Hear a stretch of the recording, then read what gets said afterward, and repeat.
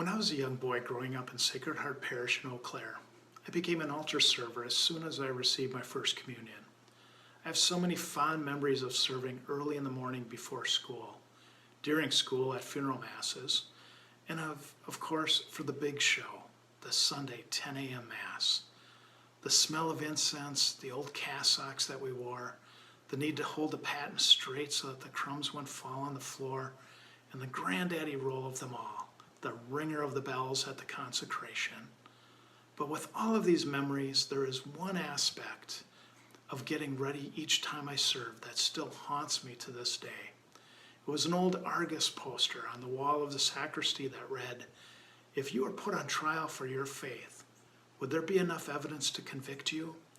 That poster scared the hell out of me. I mean, literally.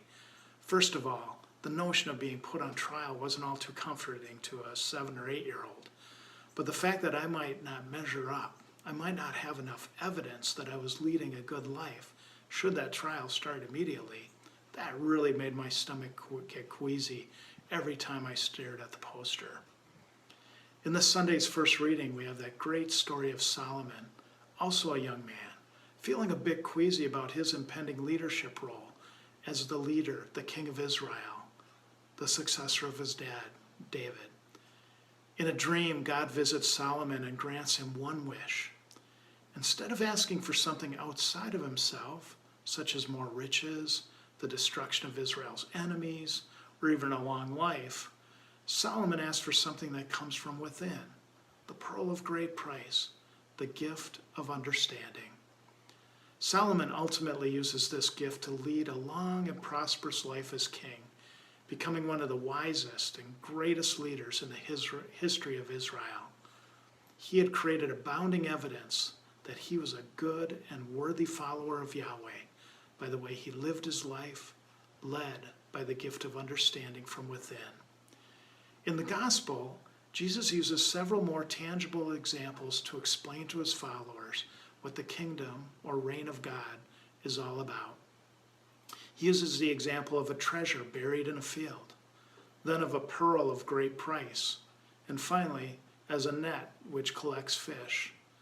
These first two examples hinge so well with the first reading about Solomon.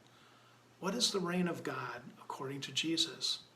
It is an unbounding love which comes from within, which, once discovered, is treasured and cherished for a lifetime. The third example, that of the net which collects fish, reminds us that the reign of God also has an action component to it. We don't just have faith, we live faith. Which brings us full circle back to that Argus poster. If we were on trial for our faith, would there be enough evidence to convict us? Have we discovered the pearl of great price, the treasure buried within each one of us? That God has made us in God's own image and likeness, and God calls us to share that image, the image of love, with one another. Connecting with that pearl, that treasure on a regular basis is important, but living a convicted life as a follower of Jesus is what the reign of God is all about. God bless you.